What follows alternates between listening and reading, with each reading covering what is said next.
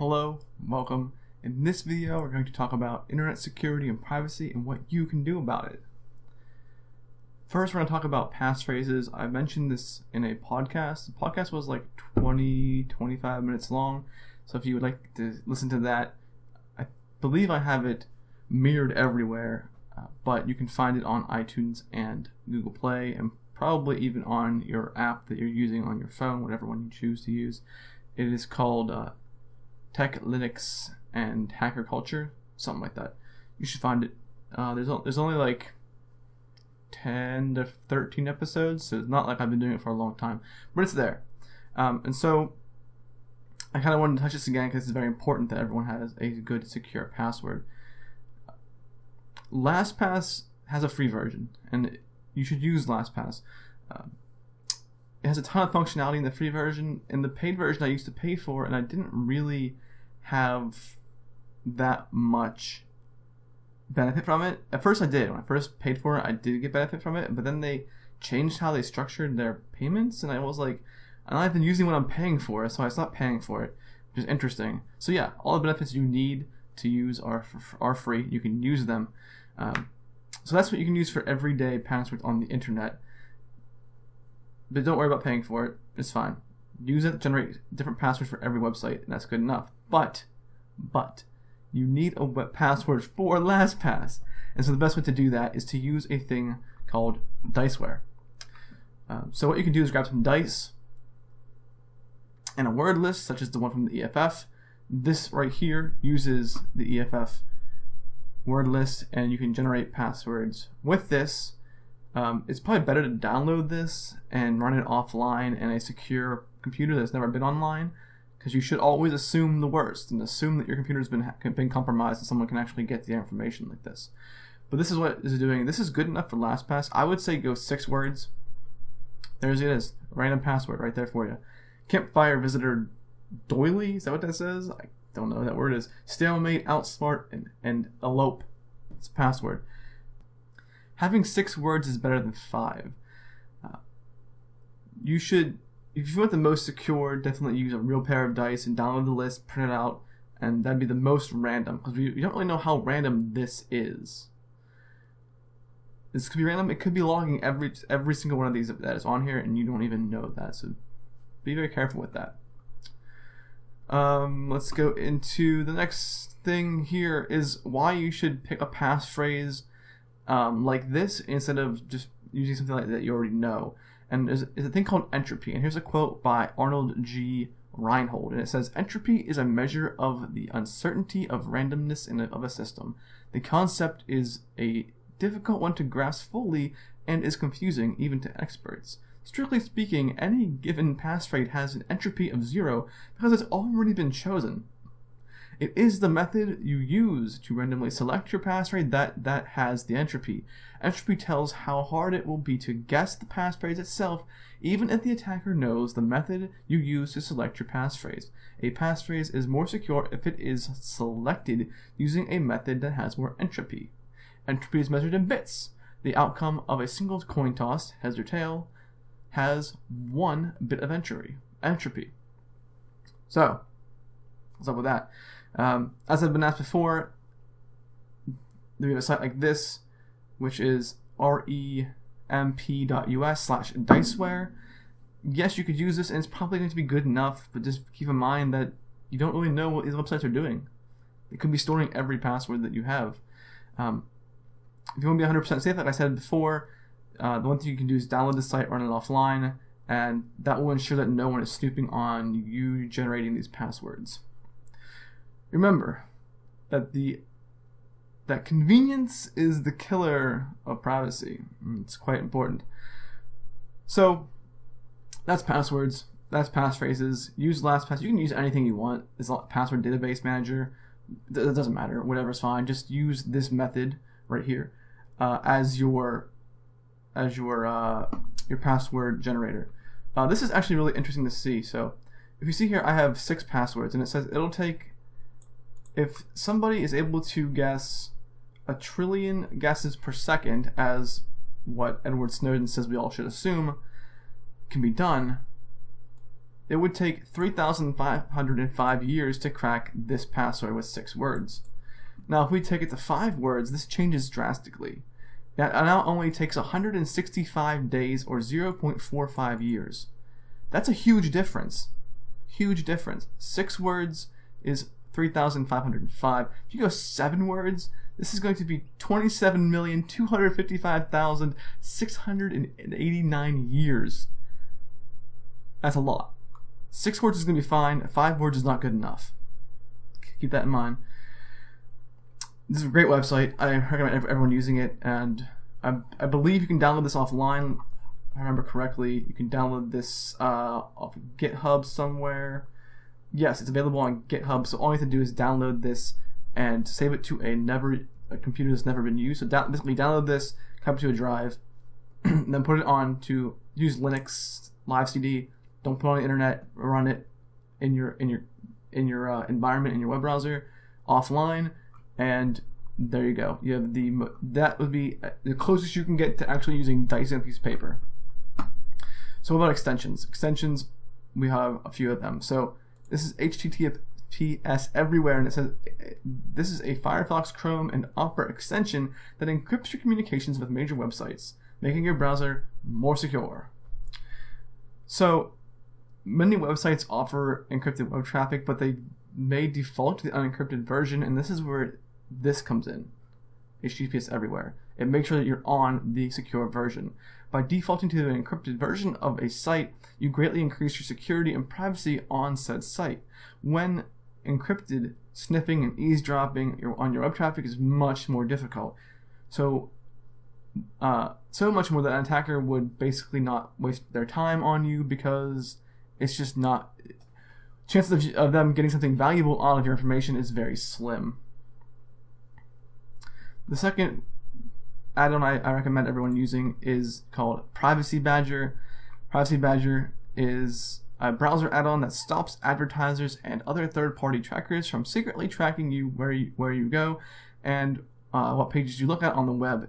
If an advertiser seems to be tracking you across multiple websites without your permission, Privacy Badger automatically blocks that advertiser from loading any more content in your browser. To the advertiser, it's like you suddenly disappeared. That's a quote from their website. So when you view a web page, that page often loads up a lot of ads, and these ads all have trackers in them from different sources, even trackers that don't have ads, they're just on the site. What Privacy Badger does, it keeps looks at all of this, and it uses information it knows and it already has to block what it thinks is malicious and isn't helping you as an internet user in your privacy. Privacy Badger keeps note of third-party domains and images, embedded images, scripts, and advertising in the pages you visit. In some cases, third-party domain provides some important aspect of a page's functionality, such as embedded maps, images, or style sheets. In those cases, Privacy Badger will allow the connections to a third party, but will screen out the tracking cookies and referrers. That's pretty cool. So a lot of times you'll see in Privacy Badger, I don't know if I can drop this down. Well, I'm actually in Privacy Badger right now, so it probably won't work. So back to Diceware. Nothing's actually here. Diceware is completely clean. Nice. This is Privacy Badger. It just pops down and it's like, oh hey, nothing's here. If I would go to a page like, let's say, I don't know if Steam has anything on here. We'll see if Steam has anything crazy. So yeah, Steam has so far as 4 trackers, right? These red trackers are saying these are tracking you. You don't want these. They're saying Privacy Badger thinks these are going to be tracking you to probably sell your information. This right here is yellow, and if this is defaulted yellow, Privacy Badger thinks, hey, this tracker is needed for this website, but we're gonna kind of limit its functionality so it can't steal your information. And everything that is green is saying, hey, these things aren't tracking you. It's cool to run them in the full force. And you can also change these if you want. So if you want this to be completely green, you slide it, or you can revert it back to wherever it was. That's how that works. Pretty straightforward and easy to use. I recommend everybody getting this. It is for Opera, Chrome, and Firefox. If you use a Brave browser, you won't need this because it blocks trackers and ads already. So there's that. The third and final extension we're talking about today is called Decentralize. There it is. Decentralize. Just what it is. It emulates the content delivery networks.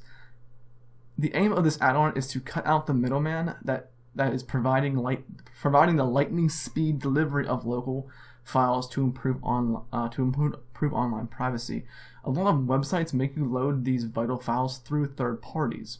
Here's a quote from, I believe it was their GitHub. I don't see it on their actual site here. There are a couple of reasons why web developers are tempted to do this. It lowers upkeep costs, as services do not need to host and then spend money to host those files, and it speeds up the web in a sense that if you store a specific version of a file once, you will only need to contact the central content delivery service to see if the file your browser has is identical to the one that's on the content delivery network.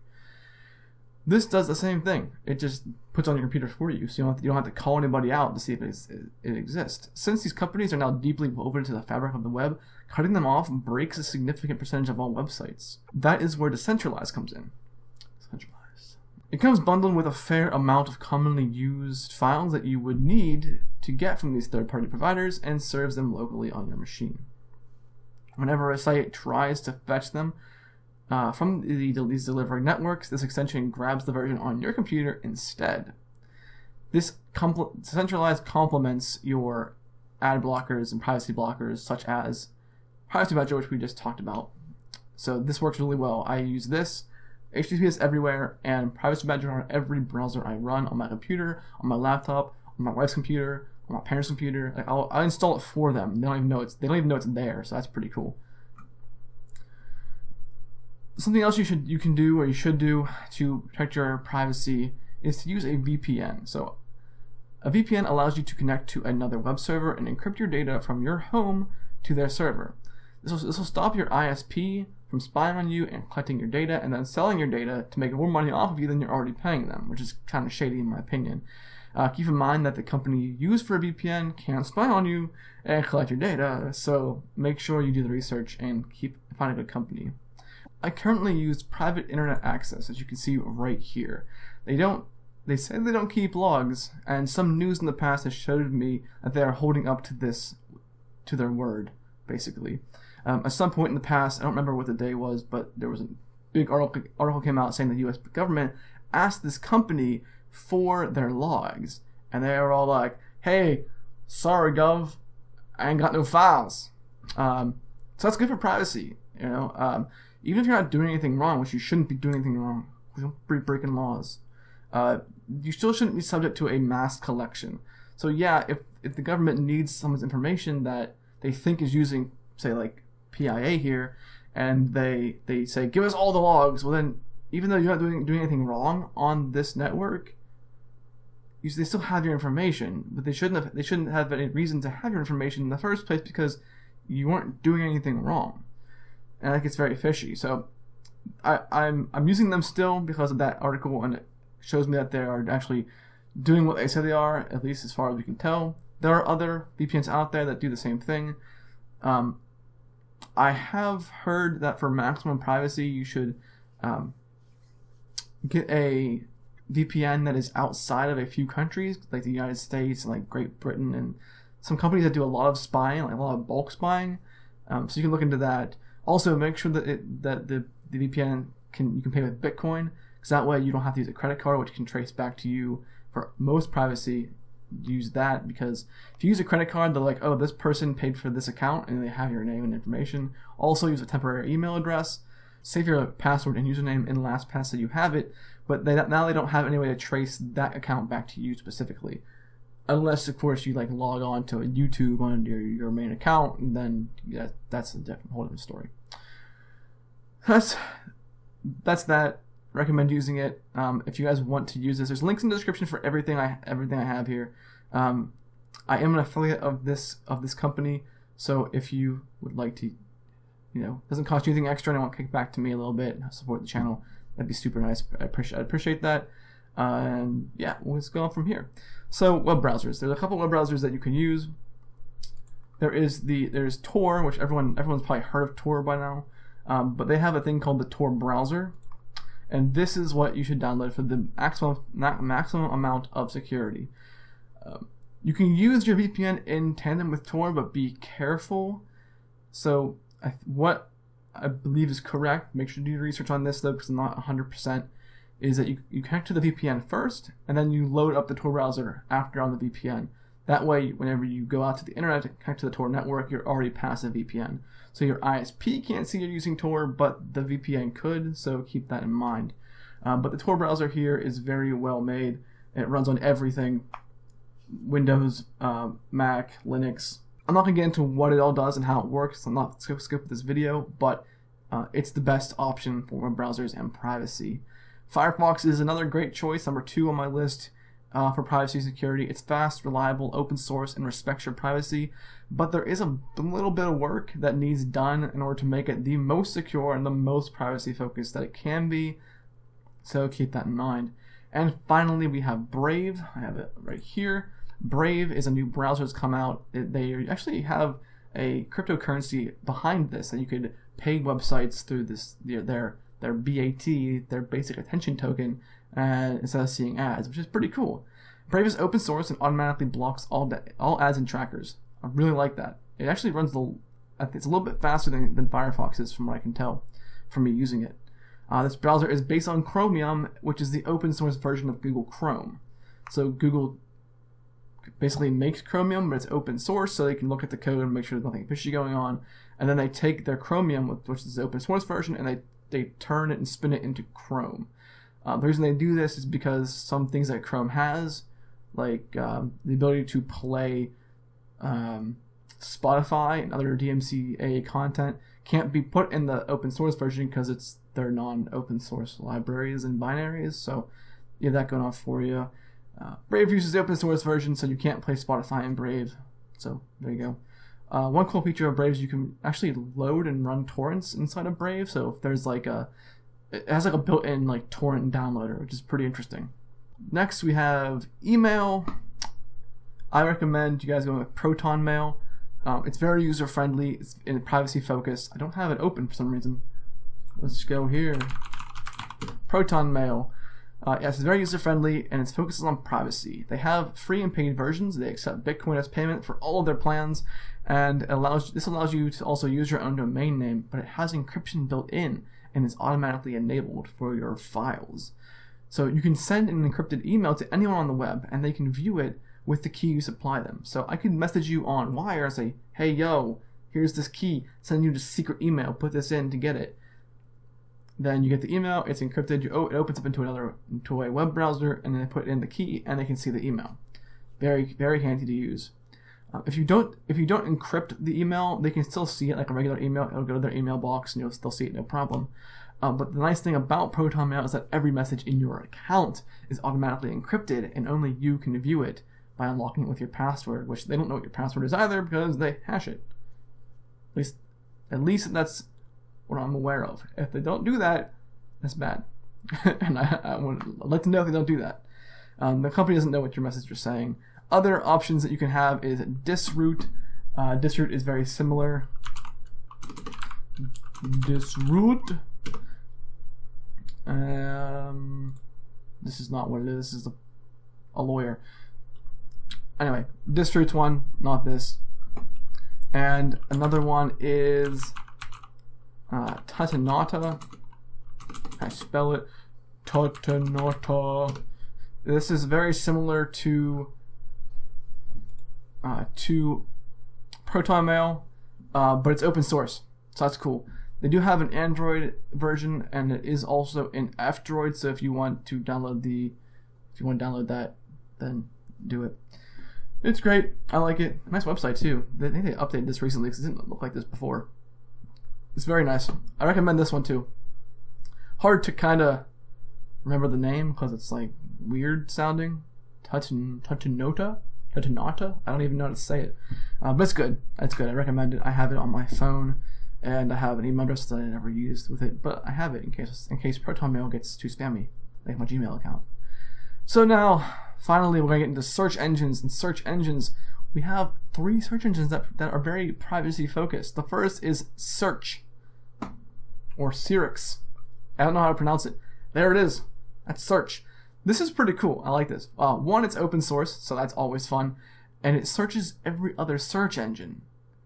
The site takes your search, and aggregates the results, and it finds from all the other web engines like Google, Yahoo, Bing, etc. This all happens without storing your information on you and what you're looking for. It's pretty cool. And also, there's no ads, which is nutty. Check it out. Let's type in Tutanota, because we just did that. Now, keep in mind, it is a little bit slower than your average search engine because it has to look up everything on the internet, on every search engine. But here we go. See, right here we have Bing, Google, and Wikidata. Those are the 3 places it searched for. If you guys can see this right here. Bing, Google, and Wikidata. Wikipedia, Google, Wikidata, Bing, Google, Bing, Google. It does search DuckDuckGo. I remember seeing that here before, but I'm not sure why I'm not seeing it now. But yeah, it searches all the big ones at the very least, and even whatever Wikidata is. I don't know what that is. This one's fun. I love this search engine. It's one of my favorites now. I found out about this maybe a month ago, and I've been in love with it ever since. Another good search engine is called StartPage. I'm getting cut off. Another good search engine is called StartPage. StartPage. Here you go. It gives you Google search results, but it's completely private. So it takes your results, sends them through Google without Google. It doesn't let Google know who you are and why you're searching for it. So it gives you the same results. So if we go in here again, Tutanota, we search for it. You see, it's about the same speed as any web browser is, which is pretty nice. And you get it. And these are all Google results, as far as I'm aware. Could be wrong, but I don't know. That's what it searched. That's what their page says. So that's nice. And of course, last but not least, is the most popular of the privacy-centered browsers, DuckDuckGo. I've used this for many years. This search engine doesn't track you. Some of DuckDuckGo's code isn't free, but the free software is hosted on GitHub. So I think the core is proprietary. So if you're like a hardcore open source robust kind of person, use search that we just talked about, Searix. I don't know how to pronounce it. I think it's pronounced search. This one right here. Search searx.me. Otherwise, DuckDuckGo and StartPage are pretty much the best. This is my favorite. It's open source, and who doesn't like open source software, right? So that is all we have today. Those are all the things you can do right now to make your privacy even more secure and more private. Just be private, guys. So now, thank you for that. The obligatory. I have a Patreon.com/JRSwab. Hit that up, or if you want to donate Bitcoin, I'll have my Bitcoin address below, and I will have the Patreon link below, as well as all links to these fine engines and pages that we showed today, also in descriptions on the video. So thank you so much for watching. I appreciate it. I hope to see you guys here next time. Please comment below if you have any questions or any other alternatives to our everyday uses that are maybe better than what I showed here. I'd really appreciate that. Thanks so much. See you next time.